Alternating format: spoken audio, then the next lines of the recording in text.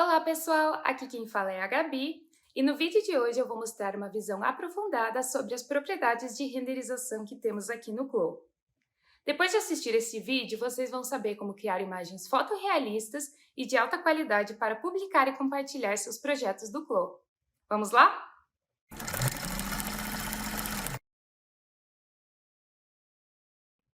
Bom, para começar, vou iniciar explicando o que é um render.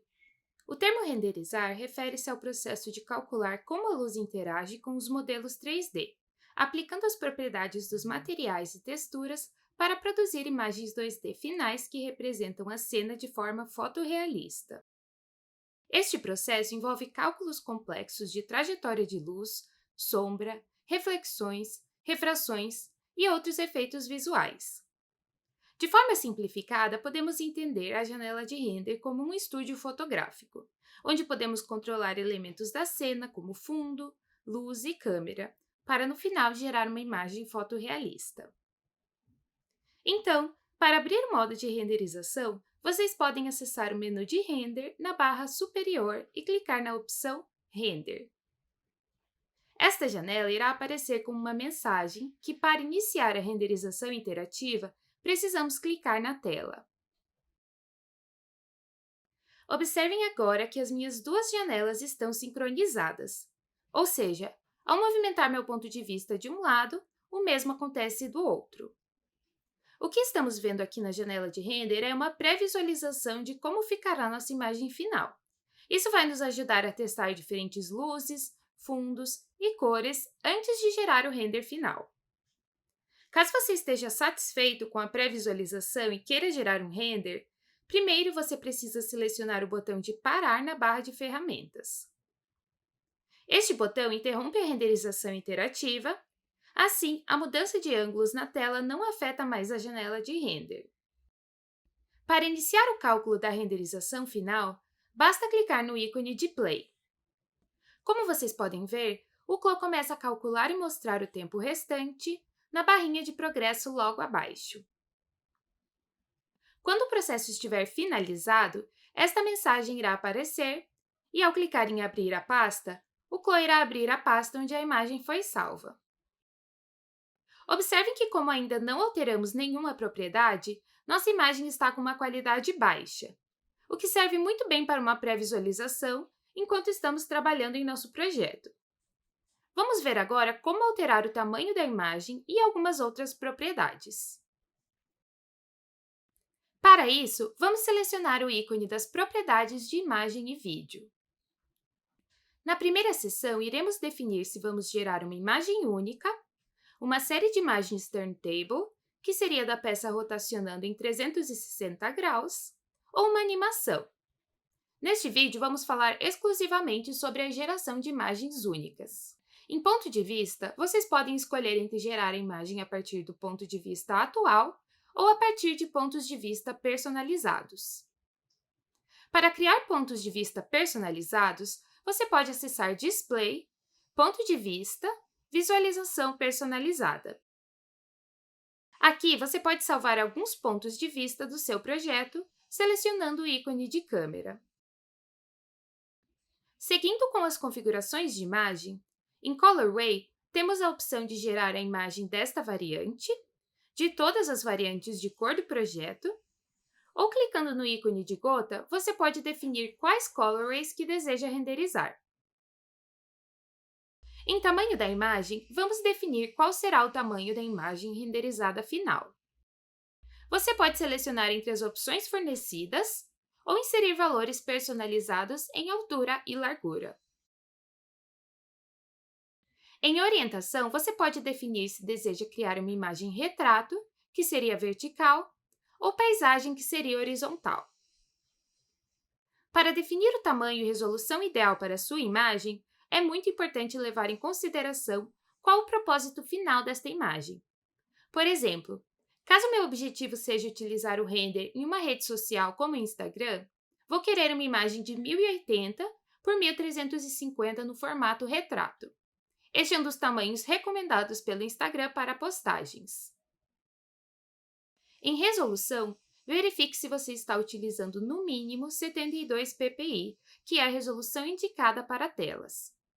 Pessoalmente, costumo fazer meus renders sempre em 300 ppi, pois caso eu queira utilizá-los em mídia impressa, também posso fazer isso.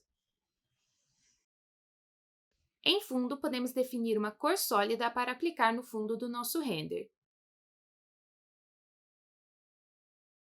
Em textura, por padrão, teremos aplicado ao nosso fundo uma vinheta que deixe os contornos da imagem mais escuros. Ao clicar nestes 4 quadradinhos, seremos levados a uma pasta com outras opções de gradiente que podemos utilizar no fundo. Outra opção seria utilizar uma imagem de algo que você queira representar no fundo. Você terá um melhor resultado com esta técnica se a sua imagem estiver no mesmo tamanho do render que você deseja criar. Abaixo, temos a opção de gerar nosso render com fundo transparente. Esta é uma ótima opção para utilizar em apresentações e caso você queira utilizar o render em diferentes fundos e aplicações. A opção Cortar faz com que, ao gerar o seu render, tudo que é uma área vazia na imagem seja cortado para fora do render. A última seção é onde podemos definir com qual nome o arquivo será salvo e em que pasta ele ficará localizado. Por padrão, o Close salva os renders em uma pasta chamada Assets. Você pode localizá-la clicando neste ícone de pasta. Caso queira salvar seu render em outro lugar, defina o local clicando neste outro ícone de pasta. Em formato de imagem, você pode definir se deseja salvá-lo em PNG ou JPG. Lembrando que você só poderá criar um render com fundo transparente se utilizar o formato PNG. Algo importante para perceber é que a cor que adicionamos no fundo é uma camada independente da nossa cena, ou seja, não conseguimos projetar sombras neste fundo. Caso você queira um efeito de fundo fotográfico, que vai ser renderizado junto com a sua cena, você pode utilizar pedaços de tecido como chão e parede. Em seguida, basta definir uma cor para o material e congelá-lo. Agora observe que a luz que tenho na minha cena irá interagir com o meu fundo também.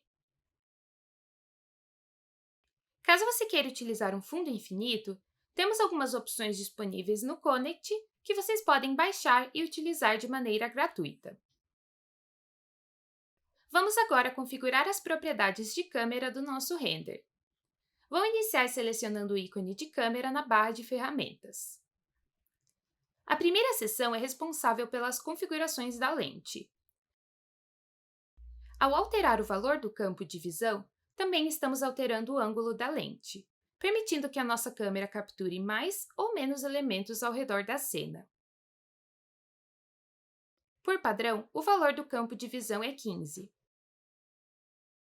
Quanto menor este número, mais próximos estamos de uma lente teleobjetiva, utilizada para capturar objetos a uma longa distância. Quanto maior o número, a lente irá se assemelhar mais a uma lente grande angular, ou também conhecida como olho de peixe. Este tipo de lente é ideal para capturar ambientes internos, porém acaba distorcendo um pouco as extremidades da cena. Veja nesta imagem como diferentes campos de visão provocam diferentes efeitos na imagem, principalmente em relação ao objeto e plano de fundo.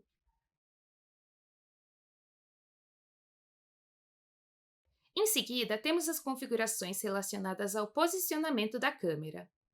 No tipo esférico, conseguimos editar a posição da câmera em relação à distância do objeto e os ângulos horizontal e vertical da câmera. No tipo absoluto, podemos configurar a posição da câmera em relação à cena, definindo em que ponto do nosso espaço 3D queremos que a câmera fique. Em plano de corte, podemos definir o ponto mais próximo e o mais longe que a câmera é capaz de capturar. Sendo assim, caso você queira que a câmera corte algum elemento que esteja mais ao fundo, você pode utilizar esta função. A próxima opção é a de câmera física.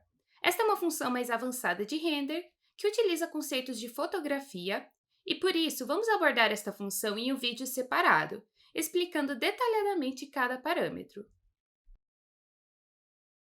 Vamos agora falar um pouco sobre as propriedades de luz que temos aqui no Clo. Inicialmente, vou clicar no ícone de lâmpada para visualizar as luzes que tenho na minha cena no editor de propriedades. De início, em pré-definições, podemos pré-visualizar e selecionar algumas opções de cena que podem ser compostas por vários tipos de luzes. Observe, por exemplo, a pré-definição Swimming Pool. Ao selecioná-la, você verá que temos 3 luzes retangulares e uma esfera de luz. Vou trocar para a opção Studio High Contrast, por exemplo, e você pode ver que nesta pré-definição temos apenas uma luz tipo domo. No Clo, existem 6 tipos de luzes principais, que vão criar efeitos diversos na nossa cena. Cada um destes ícones representa um tipo de luz, e ao clicá-los, uma nova luz será adicionada à cena. A primeira luz é a luz retangular. Como o nome já diz, ela é um retângulo de luz que emite uma luz suave e difusa em uma única direção. Podemos pensar nela como uma luz de janela ou uma luz softbox comumente utilizada em ensaios fotográficos. Para alterar o posicionamento das luzes que iremos mostrar, basta clicar na luz e utilizar o gizmo testando diferentes ângulos e posições. No editor de propriedades, podemos alterar o valor da intensidade,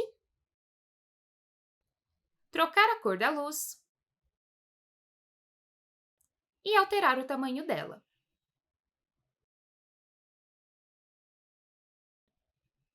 Observem também que ao lado de cada luz teremos 3 ícones de visualização. O primeiro é no formato de lâmpada e é responsável por ativar ou desativar a luz de uma cena. Eu uso bastante este ícone quando quero isolar as luzes e visualizá-las uma de cada vez para entender o efeito que cada uma está causando na cena. O próximo ícone, em formato de caixa, permite que a gente ative ou desative a visualização da luz na janela 3D. Observem que a luz vai continuar na minha janela de render e vai sumir apenas na janela 3D. Por fim, o terceiro e último ícone tem o formato de claquete, e com ele conseguimos ativar ou desativar a visualização da fonte de luz da nossa cena. Esta é uma opção bem bacana, pois apesar da fonte de luz retangular sumir, o efeito que ela causa na cena permanece. Este terceiro ícone não está disponível para todos os tipos de luz, pois algumas delas não possuem uma forma renderizada e são controladas através de ícones na janela 3D. Em seguida, temos a luz tipo esfera, que emite luz em todas as direções. Ela é muito útil caso você queira representar a luz de uma lâmpada ou também para iluminar uma peça de roupa por dentro. No editor de propriedades, podemos editar a intensidade da luz, a cor da esfera e o raio dela. Vou deletar a luz esférica e mostrar agora a terceira opção, que é a luz direcional. Esta luz recria o efeito da luz do sol, ou seja, ela representa uma fonte de luz muito grande que podemos rotacionar na janela 3D para editar o ângulo de incidência da luz. Também podemos alterar a intensidade e a cor no editor de propriedades.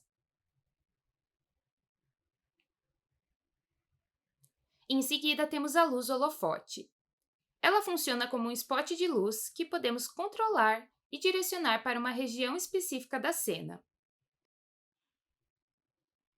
No editor de propriedades, além de poder editar a intensidade e a cor, como vimos nas outras luzes, ainda temos algumas outras propriedades que são exclusivas das luzes holofote. A opção de ângulo do cone permite que você altere a área em que a luz do holofote será projetada. Como você pode ver nesta imagem, um ângulo de 30 projeta a luz em uma área menor que o ângulo 50. Também temos a opção de editar o ângulo da penumbra. Esta opção permite que a transição entre a área de luz e sombra seja mais suave. Quanto maior o valor, maior será o gradiente no contorno da área iluminada. Por fim, temos a opção do raio da sombra. responsável pela nitidez da sombra. Quanto maior o valor, mais mesclada fica a sombra. O oposto vai deixar as sombras geradas pela luz mais definidas. A próxima luz é a luz IES. Este é um tipo de luz normalmente utilizado em renders de arquitetura e ambientes. Existem diversos tipos de luzes IES e cada um vai carregar uma informação diferente de como a luz daquela lâmpada é distribuída em um ambiente. No CLO, temos 9 tipos de luzes IES padrão, e nesta imagem vocês podem ver o diferente efeito causado por cada uma delas. Para visualizar melhor o efeito desta luz, recomendo que vocês a utilizem perto de uma parede ou superfície, para que assim o desenho da luz fique mais evidente. Por fim, vamos falar da luz domo.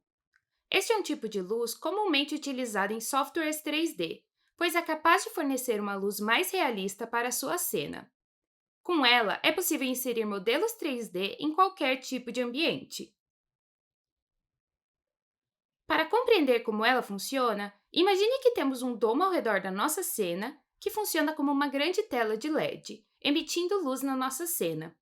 Dependendo da imagem que projetamos nesta tela, teremos uma luz diferente, interagindo com a nossa cena. Mas para que esta imagem carregue informação de luz com ela, ela precisa estar no formato HDR ou EXR. Se você clicar no ícone de mais ao lado da imagem de pré-visualização da luz domo, poderá ver que o CLO fornece 8 tipos diferentes de imagem HDR que você pode utilizar em sua cena. Você também pode encontrar outras imagens nestes formatos na internet pesquisando por HDRI. Neste exemplo aqui, tem uma imagem HDRI de uma cena ao ar livre. Aqui, o ícone de claquete permite que você utilize a imagem do domo como fundo ou não. Muitas vezes, vamos querer apenas o efeito da luz, sem que aquele ambiente precise aparecer no fundo. Caso você queira aumentar ou diminuir a força desta luz, você pode testar diferentes valores em intensidade da luz. Ao alterar o valor de ângulo da luz, é como se estivéssemos rotacionando o domo ao redor da cena. No geral, para quem está iniciando, recomendo utilizar os presets do CLO e testar diferentes ângulos com as luzes domo. Estas são maneiras rápidas e simples para atingir resultados bem interessantes de iluminação. Vamos agora seguir para o próximo ícone, responsável pelas propriedades de renderização. Primeiro, vamos escolher qual componente do nosso computador vamos utilizar para executar a renderização. Caso o computador que vocês estão utilizando tenha uma placa de vídeo dedicada, a maneira mais rápida para calcular o render é utilizando a opção GPU. Para computadores com sistema operacional Windows, caso sua placa de vídeo seja NVIDIA, selecione a opção GPU CUDA para um tempo de renderização mais rápido. Se a sua placa de vídeo for AMD ou Intel, selecione GPU OpenCL para um tempo de renderização mais rápido.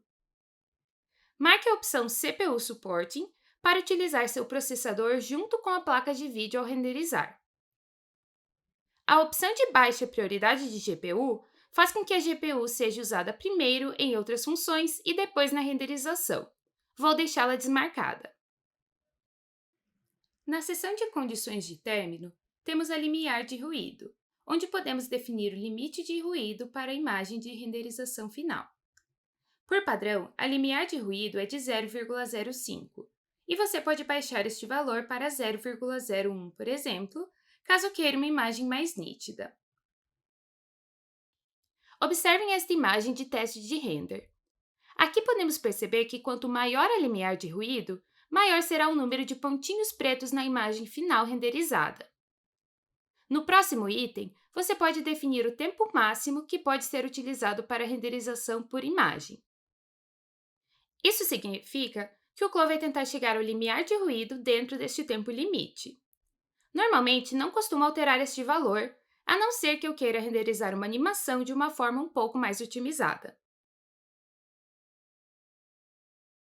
Em mapa global, podemos definir a intensidade dos mapas normais nas costuras.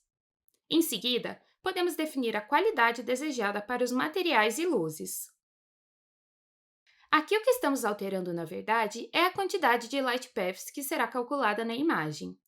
Quanto maior a qualidade, mais light paths serão calculados e, por isso, mais demorada será a renderização. Observem nesta imagem a diferença entre as qualidades de luz e material, principalmente ao renderizar materiais como pelos brancos. Na maioria dos casos, quando estamos trabalhando com materiais simples, estes não precisam de muitos cálculos para que nosso render chegue a um resultado realista. Por isso, eu costumo renderizar meus projetos na qualidade média, pois, como podem ver, a diferença só é notável em materiais mais complexos, como pelo e vidro. Em mapeamento de cores, podemos calibrar a coloração na imagem final. No CLO, possuímos dois tipos, o HSV exponencial e o tipo Reinhardt.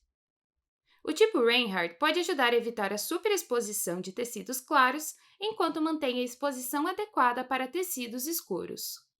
Quanto mais próximo o valor de burn estiver de 1, mais a cor da sua imagem será multiplicada pelo brilho, e quanto mais próximo estiver de 0, mais a cor será saturada pelo brilho.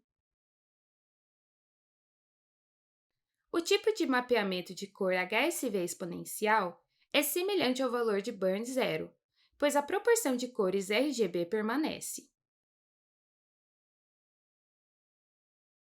Agora, com todas estas alterações feitas, vamos selecionar o botão de play para calcular a nossa imagem.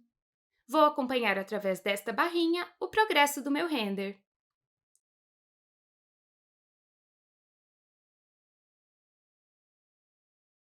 Pronto! Vejam como agora, com estas alterações, temos um render de alta qualidade e com um efeito de luz mais realista. Chegamos ao fim de mais um tutorial e espero que vocês tenham gostado do vídeo.